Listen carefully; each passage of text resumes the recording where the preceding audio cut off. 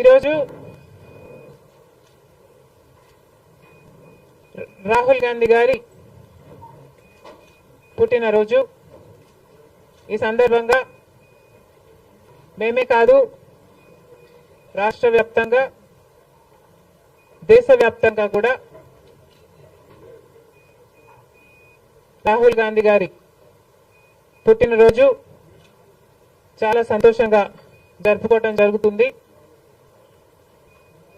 ఈరోజు గమనించాల్సిన విషయం ఏమిటి అంటే, రాహుల్ గాంధీ గారు ప్రతి కాంగ్రెస్ నాయకురాలి, ప్రతి కాంగ్రెస్ కార్యకర్త తలెత్తుకొని తిరిగేటట్టు రాహుల్ గాంధీ గారు ఈరోజు కాంగ్రెస్ పార్టీ కోసం తను చేసిన కృషి వల్ల ఇది సాధ్యం చేశారు.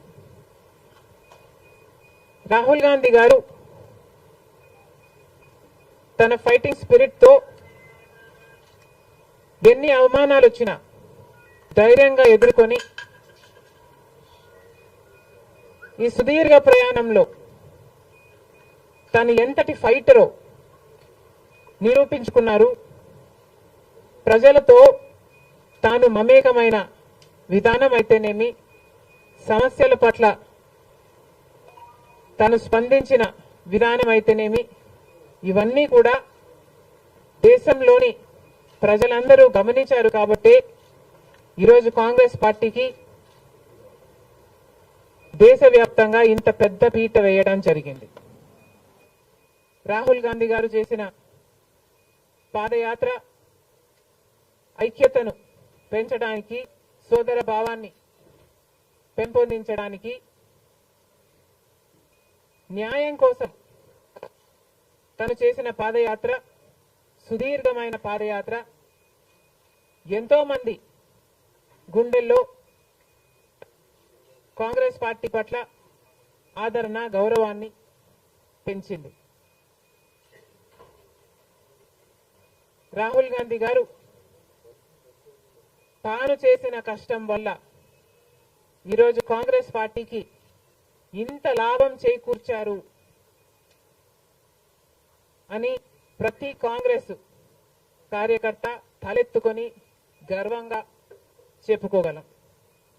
అందుకని మనస్ఫూర్తిగా ఈరోజు మరొకసారి రాహుల్ గాంధీ గారికి we are all wishing him the very best in his future, along with wishing him a very happy birthday.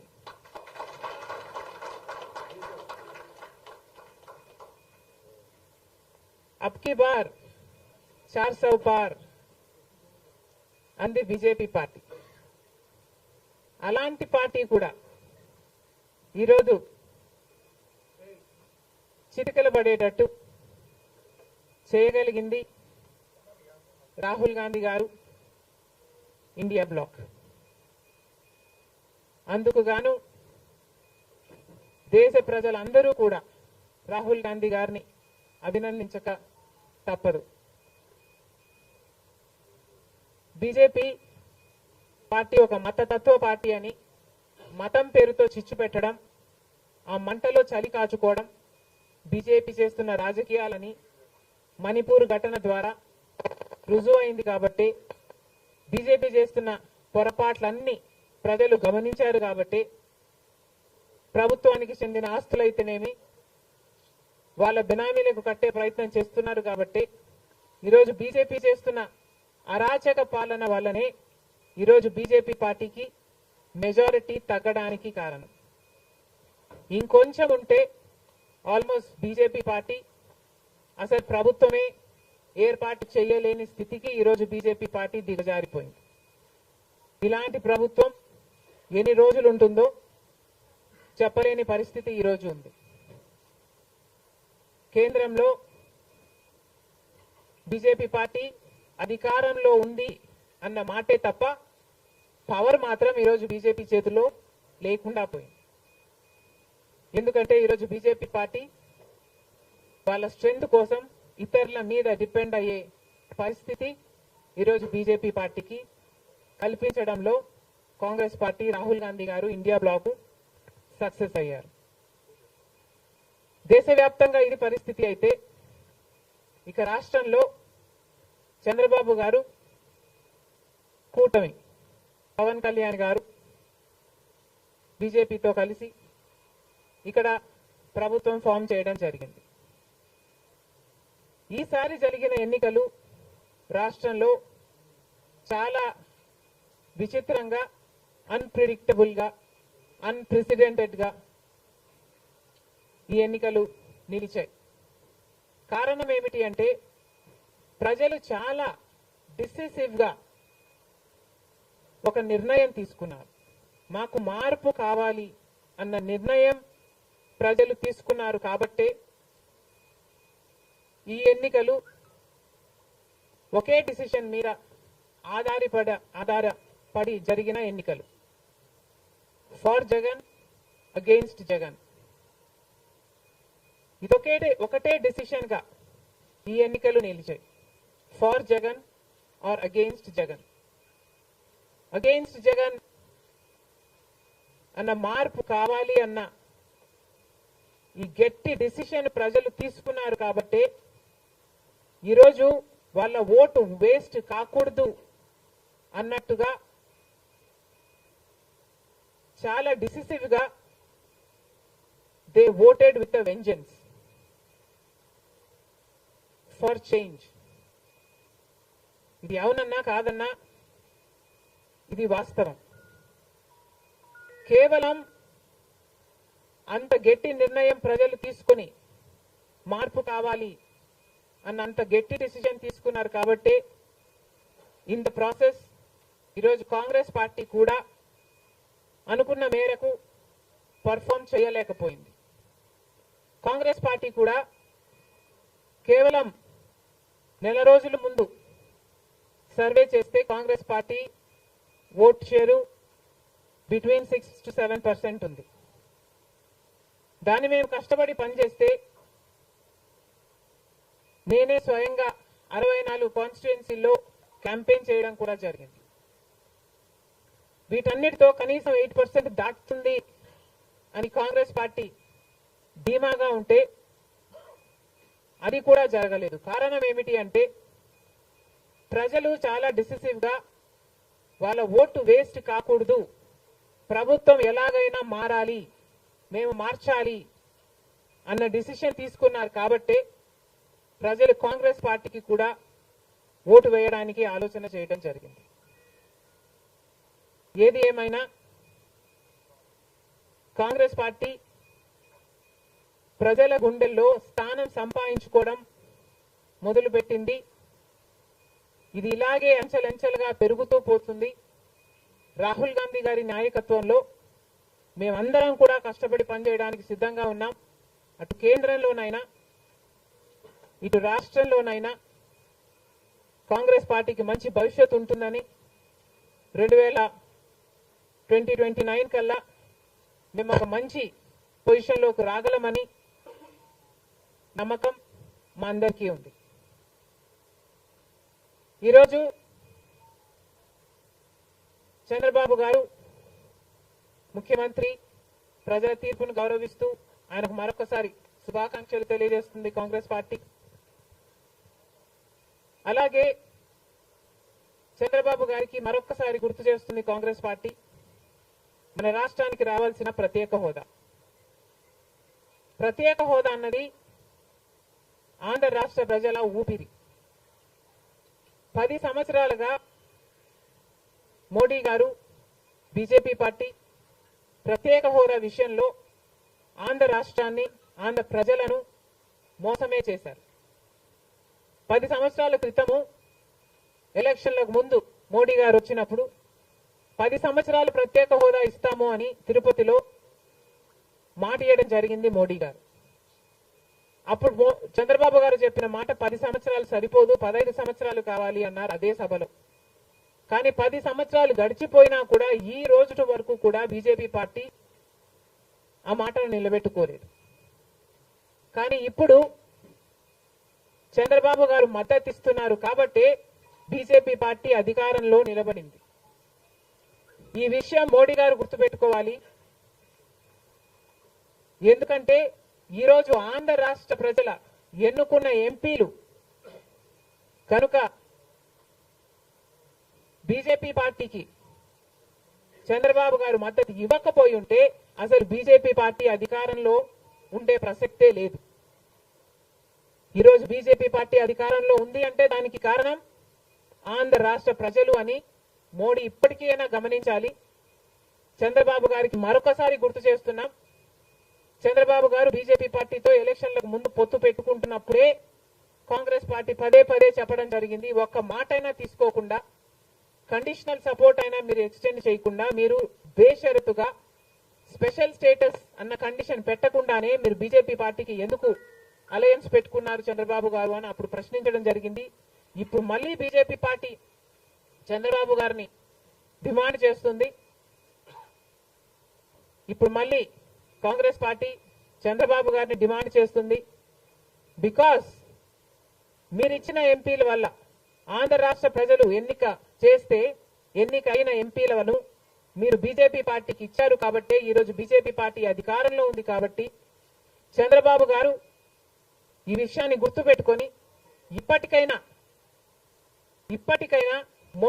మొండి పట్టైనా సరే స్పెషల్ స్టేటస్ అన్నది ఆంధ్ర రాష్ట్రానికి అవసరం కాబట్టి ఇప్పటికైనా స్పెషల్ స్టేటస్ మీద చంద్రబాబు గారు సీరియస్ గా వర్క్ చేసి ఇది సాధించుకు రావాలి అని కాంగ్రెస్ పార్టీ ఆంధ్ర రాష్ట్ర ప్రజల తరఫున డిమాండ్ చేయడం జరుగుతుంది.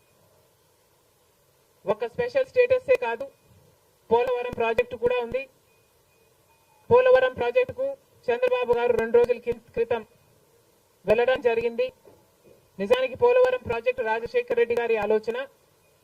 2004లోనే రాజశేఖర రెడ్డి గారు 10,000 కోట్లతో 20 లక్షల ఎకరాలకు నీళ్లు ఇవ్వాలి అని తలపెట్టిన ప్రాజెక్టు పోలవరం ప్రాజెక్టు.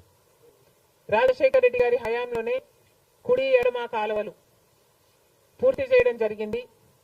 ఆ కాంగ్రెస్ హయాంలోనే 4,500 కోట్లు అంటే దాదాపుగా 40% పనులు పూర్తి చేయడం కూడా జరిగింది. కానీ తర్వాత అధికారంలోకి వచ్చిన చంద్రబాబు గారు పోలవరం ప్రాజెక్టు కాస్టును అమాంతంగా 29,000 కోట్లకు పెంచారు. కానీ పనులు మాత్రం పూర్తయినట్టు ఎక్కడా కనిపించలేదు. 2018 కల్లా నేను పూర్తి చేస్తాను అని రాసి పెట్టుకోండి అని చంద్రబాబు గారు ఆ రోజు అసెంబ్లీ సాక్షిగా ఛాలెంజ్ కూడా చేశారు. కానీ పోలవరం ప్రాజెక్టు చంద్రబాబు గారి వాళ్ళ సాధ్యం కాలేదు, పూర్తి చేయలేదు.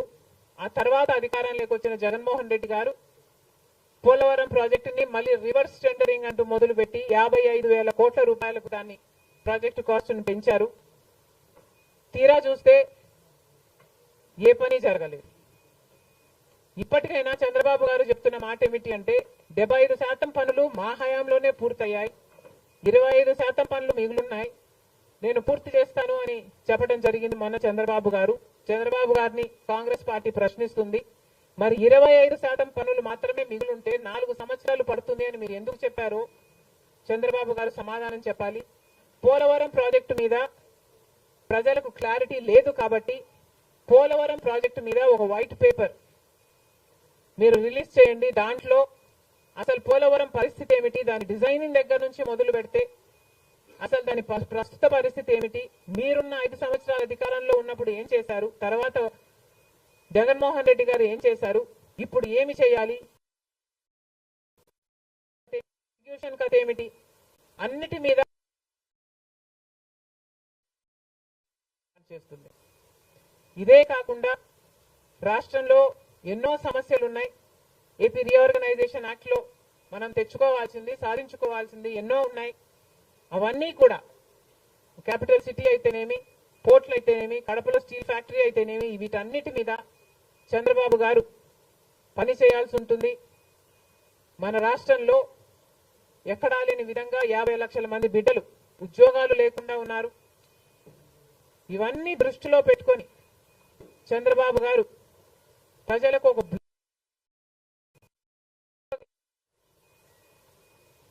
బాగుంటుందని కాంగ్రెస్ పార్టీ భావిస్తుంది. ఇదే కాకుండా చంద్రబాబు గారు సూపర్ 6 ఈ గ్యారంటీలతో చంద్రబాబు గారు ఎన్నికలకు వెళ్లారు. దీంట్లో యువతకు 20 లక్షల యువత వరకు ఉద్యోగ అవకాశాల కల్పన కల్పిస్తామని చెప్పారు. లేదా 3,000 రూపాయలు ప్రతి నెల ప్రతి నిరుద్యోగికి నిరుద్యోగ భృతి ఇస్తామన్నారు చంద్రబాబు గారు. అదే కాకుండా స్కూల్కు వెళ్లే పిల్లలకు ప్రతి విద్యార్థికి 15,000 రూపాయలు సంవత్సరానికి ఇస్తామని చెప్పారు. ప్రతి రైతుకి 20,000 రూపాయలు ఆర్థిక సహాయం ఇస్తామన్నారు. ప్రతి మహిళకు నెలకు 1,500 ఆర్థిక సహాయం, అంటే ప్రతి మహిళకి కూడా ఒక పెన్షన్ లాగా 1,500 ఇస్తామని చంద్రబాబు గారు మాటిచ్చారు. మహిళలకు ఉచిత బస్ ప్రయాణమే కాకుండా ఏడాదికి 3 గ్యాస్ సిలిండర్లు కూడా ఉచితంగా ఇస్తామని చంద్రబాబు గారు సూపర్ 6 లో ఇవ్వడం జరిగింది. ఇవన్నీ కూడా చంద్రబాబు గారు దీని విధి విధానాలు ఏమిటో, మొదలు పెట్టే తేదీ ఏమిటో వీటి మీద కూడా చంద్రబాబు గారికి స్పష్టత ఇవ్వాల్సిన అవసరం ఉంది. ఇవన్నీ ఎందుకు చెప్తున్నాము అంటే మన రాష్ట్రము మిగతా రాష్ట్రాల్లాగా కాదు. మన రాష్ట్రము చాలా వెనకబడి ఉన్న రాష్ట్రం. వెంటనే పని చేయాల్సిన అవసరం ఉంది కాబట్టి మేము చంద్రబాబు గారిని,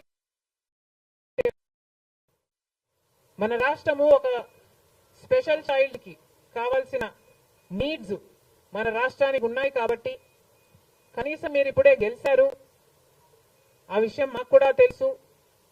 కానీ హనీమూన్ పీరియడ్ కూడా మీరు తీసుకునే పరిస్థితి లేదు. వెంటనే పనిలోకి దిగాలి, ఇవన్నీ చెయ్యాలి, మొదలు పెట్టాలి అని కాంగ్రెస్ పార్టీ చంద్రబాబు గారికి సూచిస్తుంది.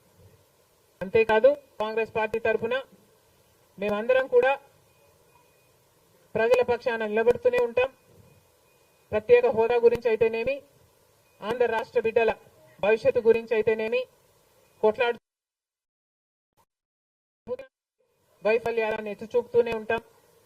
ఒక కన్స్ట్రక్టివ్ అపోజిషన్ గా కాంగ్రెస్ పార్టీ నిలుస్తుందని ఆంధ్ర రాష్ట్ర ప్రజలకు మరొకసారి ఏపీపీసీసీ మాటిస్తుంది. Thank you.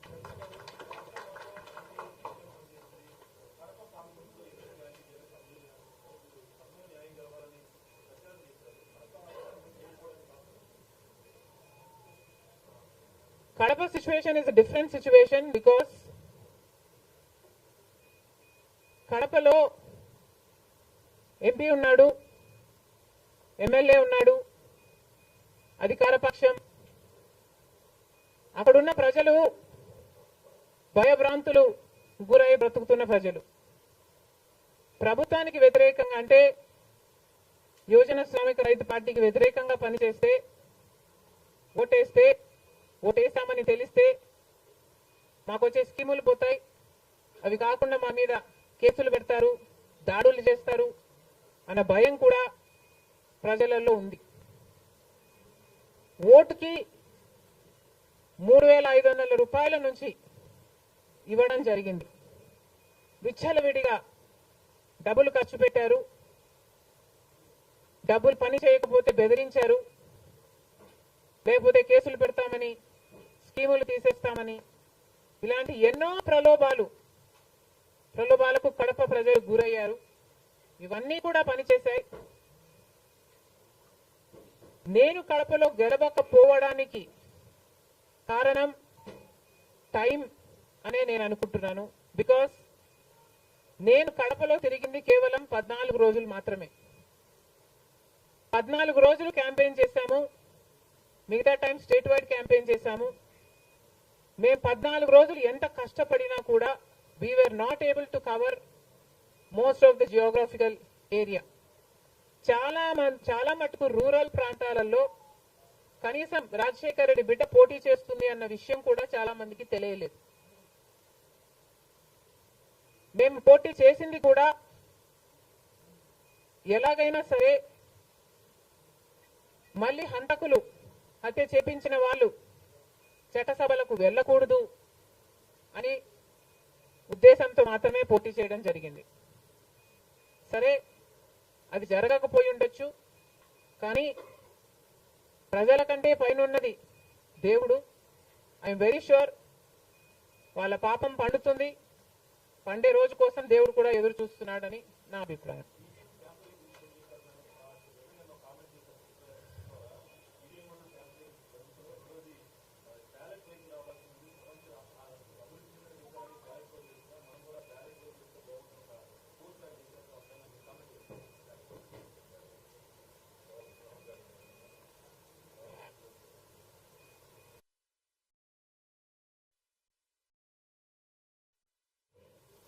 ఐ ఫీల్ మేధావులు కూర్చొని సుప్రీంకోర్టుతో సహా అందరూ కూర్చొని, ఇది అంత దేశానికి సంబంధించిన విషయం కాబట్టి అందరూ కూర్చొని ఓ నిర్ణయానికి వస్తే దేశ ప్రజలు హర్షిస్తారన్నది నా అభిప్రాయం.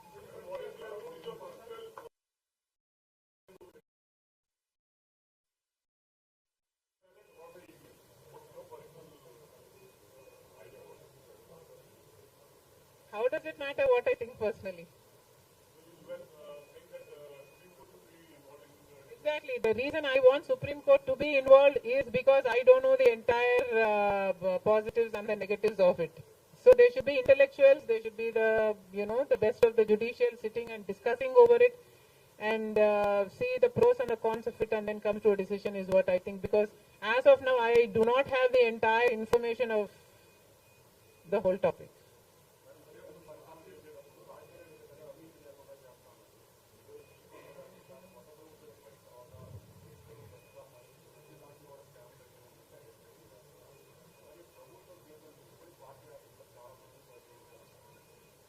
ప్రజలు బుద్ధి చెప్పారు కదమ్మా, ఇంకా నేను మాట్లాడడం ఎందుకు.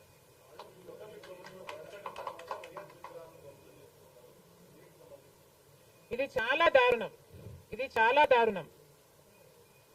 కేవలం ఒక పార్టీ ఓడిపోయింది కాబట్టి రాజశేఖర్ రెడ్డి గారి విగ్రహాలని ధ్వంసం చేయడం అన్నది చాలా దారుణం. రాజశేఖర్ రెడ్డి గారు ఒక మహానాయకుడు, ఆంధ్ర రాష్ట్ర ప్రజలకు నమ్మకంగా సేవ చేసిన నాయకుడు. సేవ చేస్తూనే ప్రజల మధ్యలో నేను ఇంకా ఎంతో చేయాలి, సాధించాలి అని రచ్చబండకని బయలుదేరి వెళ్లి చనిపోయిన నాయకుడు రాజశేఖర్ రెడ్డి గారు. రాజశేఖర్ రెడ్డి గారు లాంటి మహానాయకుడు చనిపోతే దాదాపు 7,000 మంది ప్రజలు ఆ బాధ తట్టుకోలేక, నిజాన్ని జీర్ణించుకోలేక ఆయన వెనకాలే చనిపోయారు. అంత గొప్ప నాయకుడు రాజశేఖర్ రెడ్డి గారు. ఒకసారి ఏం చేస్తున్నాము అని ఇలాంటి వాళ్ళు ఆలోచన చేసుకోవాలి. చనిపోయిన వాళ్లకు కూడా రాజకీయాలు ఆపాదించడం ధర్మం కాదు. చనిపోయిన వాళ్లకు కూడా గెలుపు ఓటములు ఆపాదించడం న్యాయం కాదు. మరొక్కసారి చెప్తున్నాం, రాజశేఖర్ రెడ్డి గారు మీకు చేసింది ఏమీ లేదు. దయచేసి రాజశేఖర్ రెడ్డి గారి విగ్రహాలను ధ్వంసం చేయడం ఆపండి. మీరు చేశారని వాళ్ళు చేశారని మీరు, ఇలా ఒకరి మీద ఒకరు చేసుకుంటూ పోతే దీనికి అంతే ఉండదు. మళ్ళీ చెప్తున్నాం, మీకు ఇంకొకరికి తేడా ఉండాలి అంటే కొంచెం పేషెన్స్ పాటించాల్సిన అవసరం ఉంది.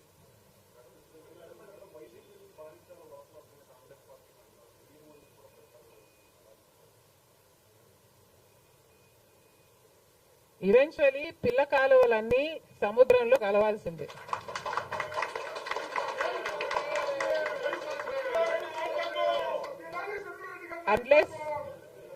అన్లెస్ అది ఎండిపోతే తప్ప. Yes, definitely.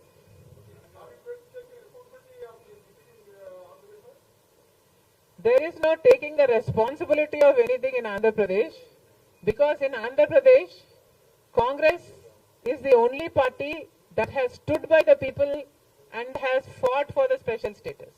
On the one hand, Mr. Chandrababu Naidu, who was Chief Minister for 5 years, neglected special status, and then Mr. Jagan Mohan Reddy became the Chief Minister and continued neglecting the special status. Congress party was the only party fighting for special status and for all the rights of the AP Reorganization Act. The people of Andhra know this, but they also know that their vote should not go to waste. And because they were very decisive, that they wanted change, they voted this time with a vengeance for change.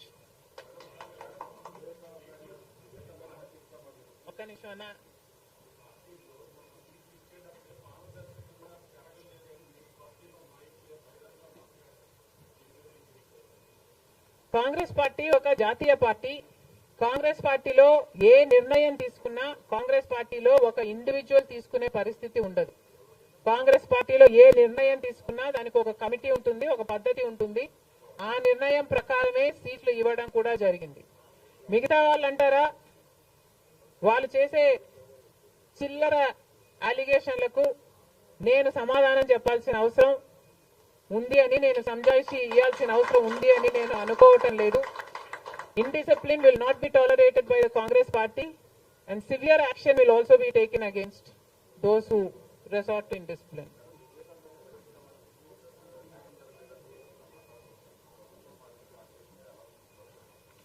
న్యాయం జరుగుతుందన్న hope మాలో చాలా పెరిగింది.